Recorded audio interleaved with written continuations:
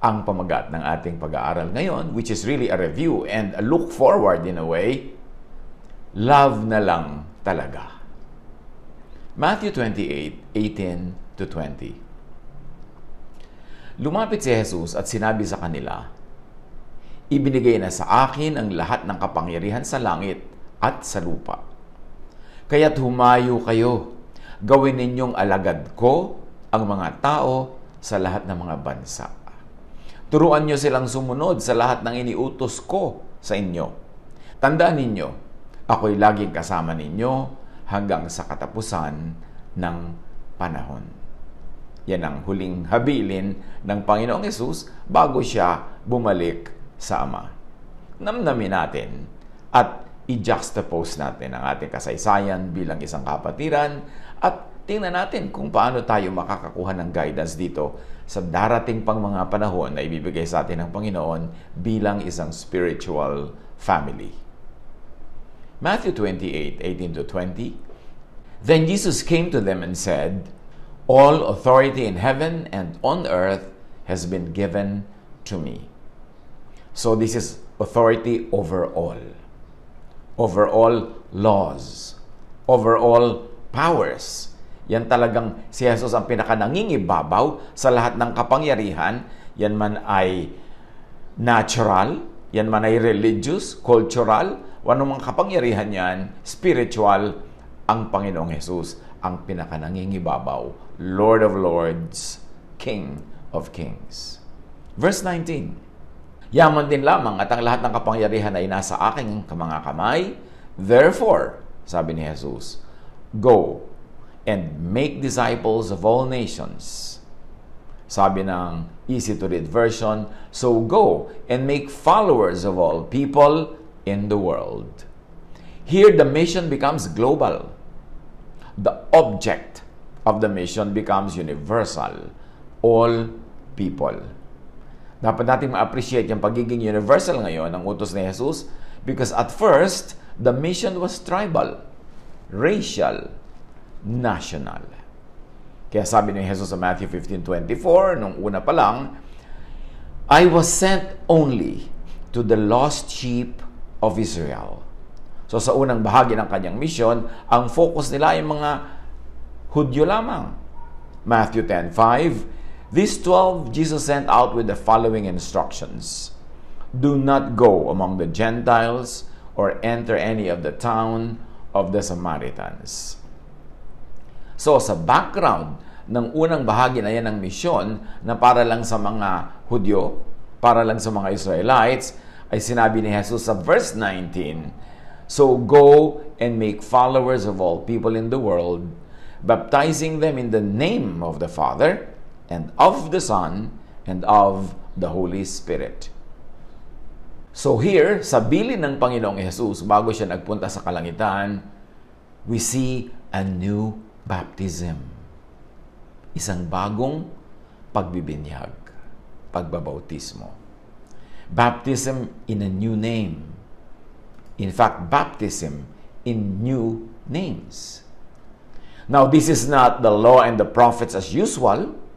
This is not a continuation of old Judaism. This is a new age. Now, hindi ito yung kinakatakutan ng mga super conservative na tinatawag nilang new age. Iba yun. This is the age of the Father, Son, Spirit. This is already beyond the age of the law and the prophets. In fact, the age of the law and the prophets was ending. Ibang panahon na ang pumasok at pumapasok at nagsimulang pumasok at may panahon ng nagwawakas, the age of the law and the prophets. Sabi sa Luke 16:16, "The law and the prophets were proclaimed until John." Since that time, the good news of the kingdom of God is being preached and everyone is forcing their way into it. Ang law daw, ang kautusan ng mga propeta ay inihayag hanggang kay John the Baptizer lamang. At mula noon, sinimula nang ipahayag ang good news, ang magandang balita of the kingdom of God. Katumbas nito sa New King James Version, the law and the prophets were until John. At sabi ng New Revised Standard Version, the law and the prophets were in effect until John came. So malinaw ito. At that time, at that age, the law was to end. Jesus said, I will be with you till the end of time. Could this be, I will be with you till the end of the age? Age of the law? I will be with you till you are safely delivered into the new age of grace and love. Kasi akala ng mga iba, pag sinasabi ni Jesus yung, I will be with you till the end of time, till the end of the age, ang tinutukoy niya, end of the planet, end of the world. No, it was the end of the age. Jesus was going to be with the disciples, with his followers, with the children of God, till the end of the age of the law and the prophets, until the new age of love and grace is fully ushered in and is blossoming. Acts 2:14-17 and 21. Kaya't tumayo si Pedro at nagsalita ng malakas. Hindi lasing ang mga taong ito. Ang nakikita niyo ay katuparan ng ipinahayag ni Propeta Joel. Ito ang gagawin ko sa mga huling araw. Huling araw ng kautusan? In the last days of the law? Sabi ng Diyos. Ibubuhos ko ang aking espiritu sa lahat ng tao. Ipahahayag ng inyong mga anak na lalaki at babae ang aking mensahe. Ang inyong mga kabataang lalaki ay makakakita ng mga pangitain, at ang inyong matatandang lalaki ay magkakaroon ng mga panaginip. At sino mang tumawag sa pangalan ng Panginoon ay maliligtas. Ito yung tinatawag nating Day of Pentecost.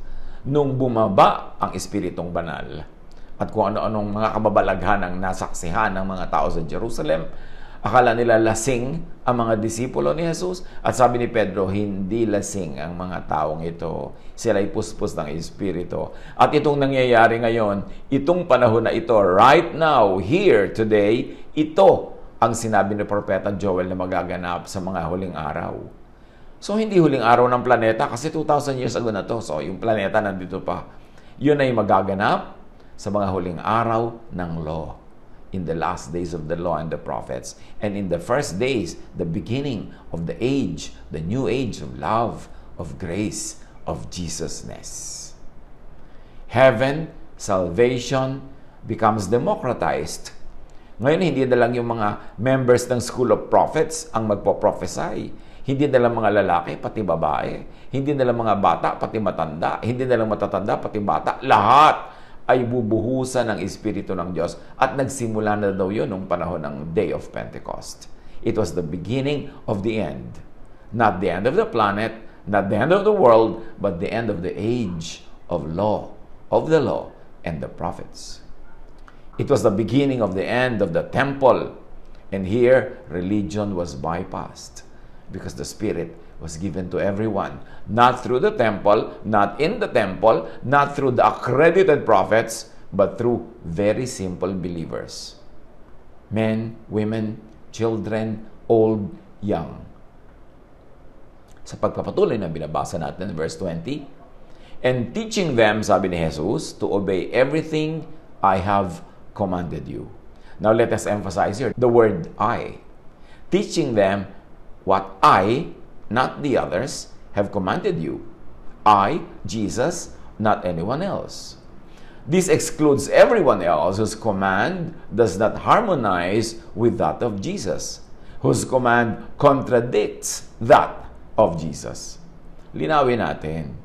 Meron nang inilagay si Jesus na filter dito sa verse na ito.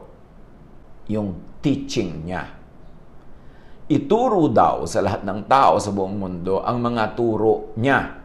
Therefore, na-exclude yung turo ng iba, lalo yung mga turo ng iba na sumasalungat sa turo ni Jesus. Enter the Jesus filter. And it began nearly 2,000 years ago. Sabi niya, ang ituro ninyo yung command ko, hindi yung command ng iba. Hindi yung command ng iba na sumasalungat sa command ko. And the command of Jesus is love.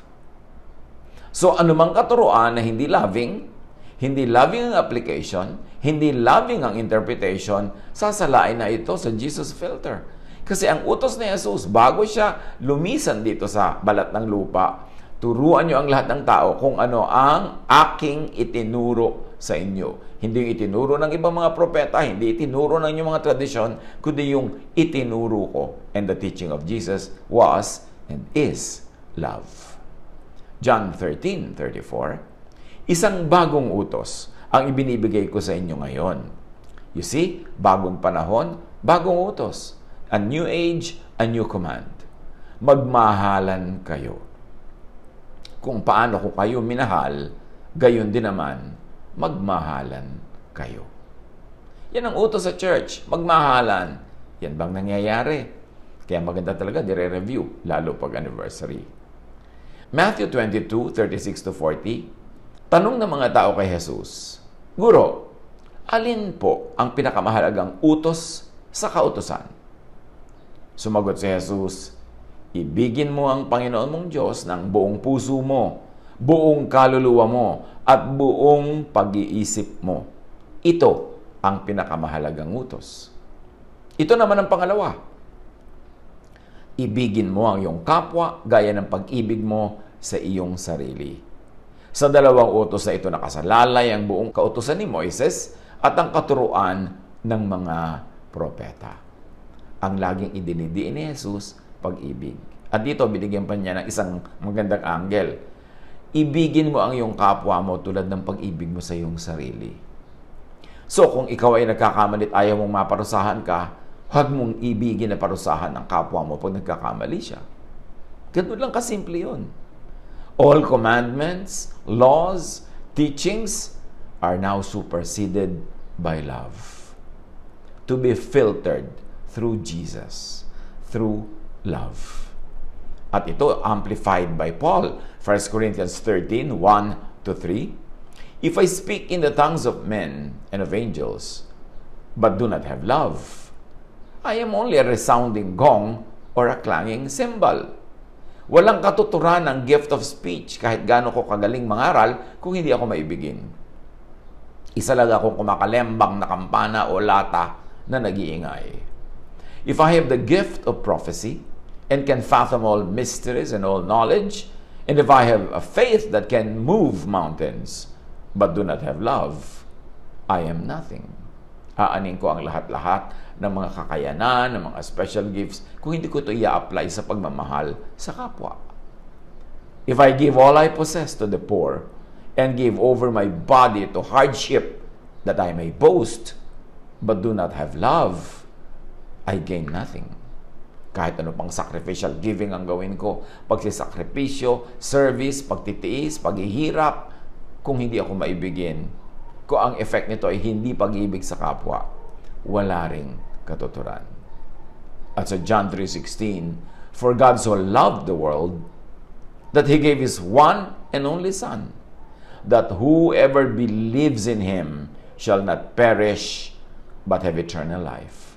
Sinabi na, manalig ka kay Jesus, manalig ka na mahal ka ng Diyos through Jesus, manalig ka na ang ginawa ni Jesus ay sapat, pambayad sa iyong kasalanan, sapat para ikaw ay maihatid niya sa presensya ng Ama sa langit. Sabi niyan, pag meron kang ganung pananalig kay Jesus, you will not perish. You will have eternal life. And yet, many people, even within the church, would rather have many people who do not satisfy their religious standards perish, get punished, suffer. Walang love. Romans 13:10, love does no harm to a neighbor. Therefore, love is the fulfillment of the law. So what is the law all about? To do no harm to a neighbor. Yun yung negative. Don't do any harm to your neighbor. All the law is about that. Now, ginawa yan positive. What is the law now of Jesus? What is the command? Love. In other words, do what is good to your neighbor. Hindi na sapat na huwag mong saktan ng iyong neighbor, kundi gawan mo siya ng mabuti, ng mainam, ng mabait, ng maibigin. Love na hindi lang motif or flavor. Siyempre, marami namang relihiyoso ang mga preaching, teaching, love. Ang mga nakalagay na verses sa mga dingding, love. At meron din sila mga loving acts here and there. Pero motif, flavor lang. Dapat hindi lang motif, hindi lang flavor ang love, kundi love to the point of forgiving. Hindi lang giving biscuits and giving a drink, love na. Love to the point of forgiving. Love to the point of non-punishment. Habang gusto ng isang relihiyoso na ang kanyang kapwa mananampalataya ay magdusa, maparusahan dahil sa tingin niya na pagkukulang nito sa pag-satisfy sa mga religious requirements, hindi pa siya loving kasi gusto pa niya yung kapwa niya maparusahan. Kaya love na hindi lang motif or flavor, kundi love to the point of non-punishment. Love to the point of interceding for non-punishment. Si Jesus, nung siya ipinapako sa krus, ang panalangin niya, Father, forgive them, for they know not what they do. Ang panalangin ni Jesus at His crucifixion, hindi ipagpilitan yung justice na Lord or Father, maging just po kayo. Let your justice prevail. Parusahan nyo itong mga nagpapako sa akin. Hindi. Ang dalangin ni Jesus was for non-punishment, for forgiveness. And yet, maraming mga religious leaders, loving daw. At loving naman, nag-aabot ng biscuit, nag-aabot ng ganito, ng Bimpo, ng Vicks sa mga pasyente. Pero ang gusto nila, ang kapwa mananampalatayang nagkakasala ay parusahan ng Diyos. Kailangan mapalo ng Diyos. In fact, maraming relihiyoso, tuwang-tuwa pagka ang mga kapwa mananampalataya na sa tingin nila ay makasalanan or short of the glory of God, ay nagkakasakit, nawawalan ng trabaho, naghihirap, nabubundol ng pison, nasa sagasaan ng bisikleta, tuwang-tuwa. Sabi na, ganyan, kasi talaga makasalanan. Dapat mangyari yan, dapat may justice. But you know, the love of Jesus is love to the point of interceding for others for non-punishment. Hindi yung nagpipilit pa ng justice. Gustong-gustong may punishment.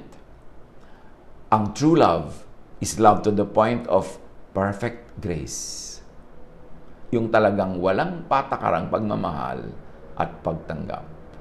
Yan ang bilin ni Jesus bago siya pumunta sa Ama. Sabi niya, teach them what I have taught you. I command you, love one another and teach the people of the world to be loving to one another, to the point of forgiving each other, to the point of not doing harm to each other, to the point of doing good to each other, to the point of interceding for non-punishment, even for others that you consider to be short of God's glory. In other words, nagbilin si Jesus bago siya umakyat sa kalangitan. Ito ang Jesus filter. Ako ang filter. Ang teaching ko ang ituro nyo. Therefore, sa Jesus filter, na ating sinubukang isimplify sa mga drawing, Christ gave His own body to destroy the law of Moses with all its rules and commands. So yung Jesus filter, papadaanin dyan ang lahat ng teachings. Yung mga word that is loving, the words of Jesusness, marami din naman sa Old Testament niyan at saka sa New, mga loving, mga words of Jesusness. Pero nandyan din yung mga moral laws ng ancient Israel nung araw, yung batuhin na nagkakasala hanggang mamatay. Nandyan din yung mga civil laws nila, yung mga dapat gawin pagka ang isang babae ikinasal ay hindi na virgin, pagka may nagnakaw, pag may anak na naging suwail sa magulang, yung mga dapat gawin dyan. And then meron din mga ceremonial laws. Yung maghugas ka ng kamay, maghugas ka ng paa, maghugas ka ng ganito, bla bla bla. So, ang lahat ng katuruan na yan, dahil si Jesus na ngayon ang standard at katuruan na ni Jesus ang patakaran at ang pamantayan, lahat ng yan ay salain sa Jesus filter. Pagka loving, papasa, lalampas, i-apply, tuloy. Marami mga teaching sa Old Testament na very loving. Huwag mong nakawan ng iyong kapitbahay, huwag mo agawin ang kanyang asawa, maging mabait kang anak. Tuloy lahat yan kasi loving. Pero may mga teaching na very cruel, hindi na papasa sa teaching ni Jesus. In fact, hindi na in-implement ni Jesus.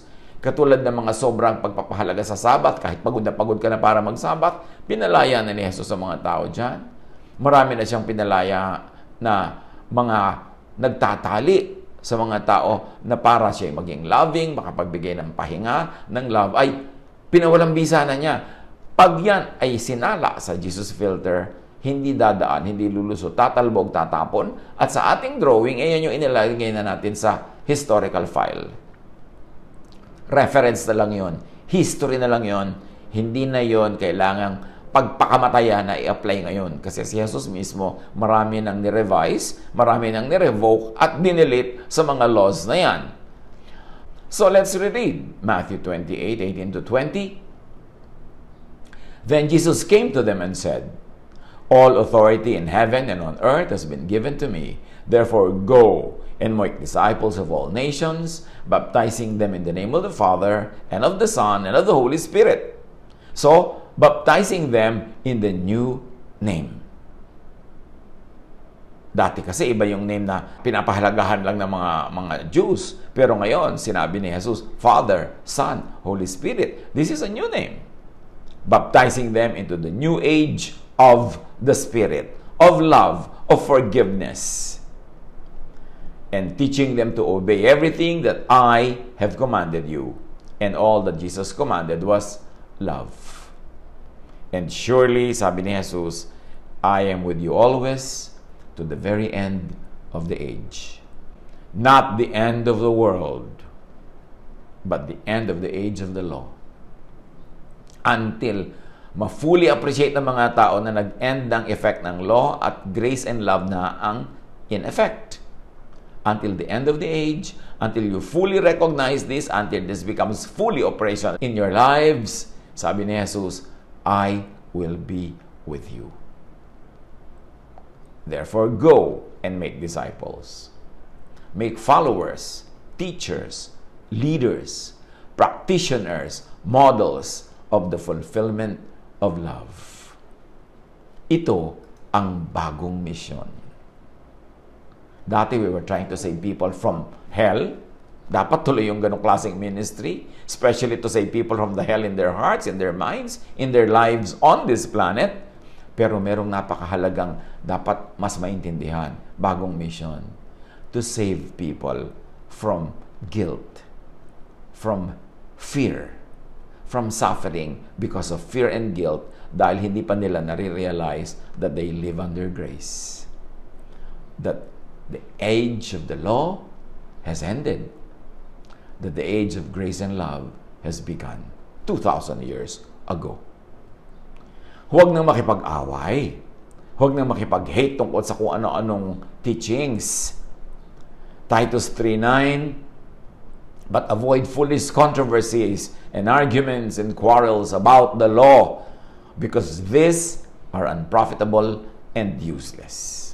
Kung nung nakaraang 37 years ng ating kapatiran, meron sa ating mga nasangkot o nagkasangkot-sangkot tayo sa mga controversies, arguments, quarrels, especially about the law, sabi ng Titus 3:9, these are foolish controversies. They are unprofitable and useless. So dapat ngayon, as we look forward, huwag na tayong sumali, sumangkot at makigulo sa mga foolish controversies and arguments and quarrels about the law because they are unprofitable and useless. Focus na lang tayo sa love. Love na lang talaga. Kasi yun ang mahalaga. 2 Timothy 2:14, keep reminding God's people of all these things. Warn them before God against quarreling about words.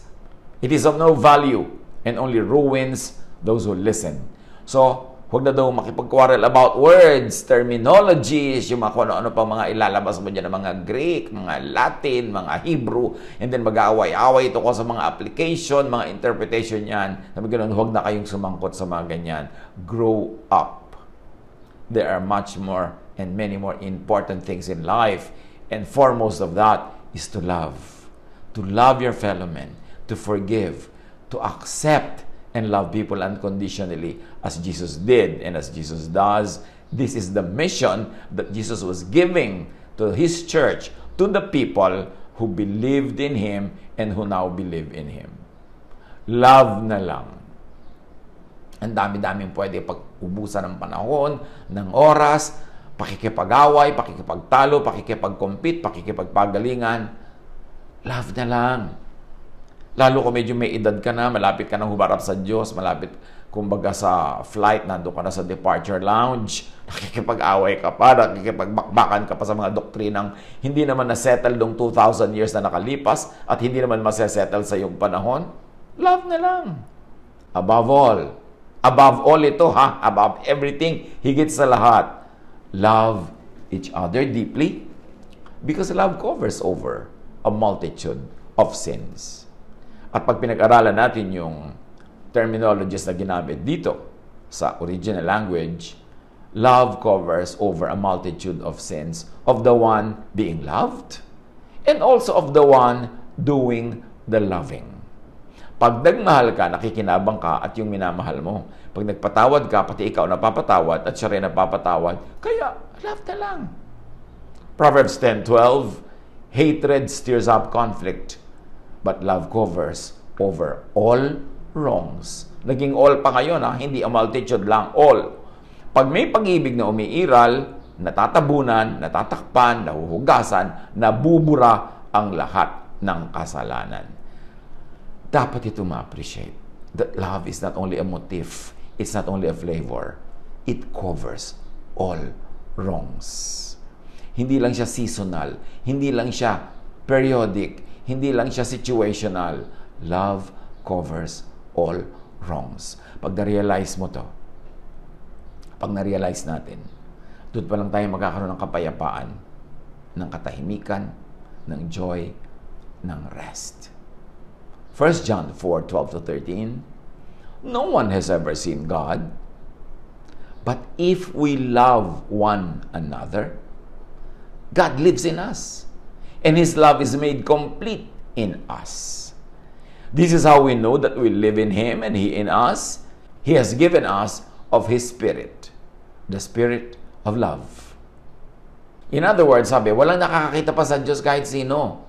Pero pag nag-iibigan tayo, nakikita mong iniibig kita, nakikita mong iniibig mo ako at ang ating kapwa, daig pa nun ang nakikita natin ng Diyos visibly. Kasi nagiging totoo sa atin yung Espiritu ng Diyos, therefore nakikita natin in human terms ang Diyos. Ang kilos ng Diyos, ang galaw ng Diyos. The incarnation of God's Spirit is love in action.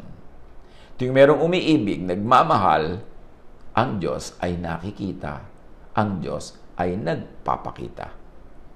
1 Corinthians 13, I may speak in different languages, whether human or even of angels. But if I don't have love, I am only a noisy bell or a ringing cymbal. I may have the gift of prophecy. I may understand all secrets and know everything there is to know. And I may have faith so great that I can move mountains. But even with all this, if I don't have love, I am nothing. I may give away everything I have to help others, and I may even give my body as an offering to be burned. But I gain nothing by doing all this if I don't have love. When I was a child, I talked like a child, I thought like a child, and I made plans like a child. In other words, when I was a child, I was unloving. I was even unloving for doctrine. Mas mahal ko pa ang doctrine kesa tao, mas mahal ko pa magparusa, mas mahal ko pa yung justice kesa grace, kesa love. But when I became a man, when I became mature, when I became Jesus-like, I stopped those childish ways. Mga kapatid, naranasan natin ang mga periods of our growth from infancy to childhood to growth. At sa mga nakaraang taon na yan, halo-halong law and grace, halo-halong justice and love, halo-halong love as motif, love as core, love as spirit. Pero, salamat sa Diyos, maaga tayong nakaabot at dumating sa isang napakahalagang level and degree of maturity. Nagkaroon tayo, binigyan tayo ng Espiritu at ng grasyang maunawa, more and more understanding and application of Jesus' teachings and example. More understanding and application of grace and love. Ibinigay sa atin in such a short time at nagagapat na unawa naman ang napakarami sa atin, the understanding and application of Jesus-ness. Of what it is to really put Jesus in the center of our lives, to make the teachings of Jesus the filter, the standard by which we live, teach, and love. So stop being unloving kung meron pa mga unloving ways. Stop hating for the sake of the law and justice. Kasi madalas naman yan ang pinag-aawayan, pinagkakaguluhan, ipinipilit yung law. Sinabi na nga, sabi sa Ephesians 2:14-15, Christ gave His own body to destroy the law of Moses with all its rules and commands. Tapos ngayon, sa mga churches, marami pong mga tao ang gumagamit dun sa law to destroy one another. Kabaligtaran ang ginawa ni Jesus, who destroyed the law in order to love people and in order for people to be able to love one another. 1 Corinthians 13, so these three things continue: faith, hope, and love. And the greatest of this is love. Uulitin ko, love that is not just motif, love that is not just a scheme or a design, love to the core, love that forgives, love that gives, and love that intercedes for the brothers and the sisters for non-punishment. At isipin na lang natin, hanggang humarap tayo ng mukhaan sa Panginoon, love na lang talaga. Yun na lang ang i-apply. Huwag na nating piliing magalit, makipagkagalit, mang-away, makipag-away. Love na lang talaga. God bless us all.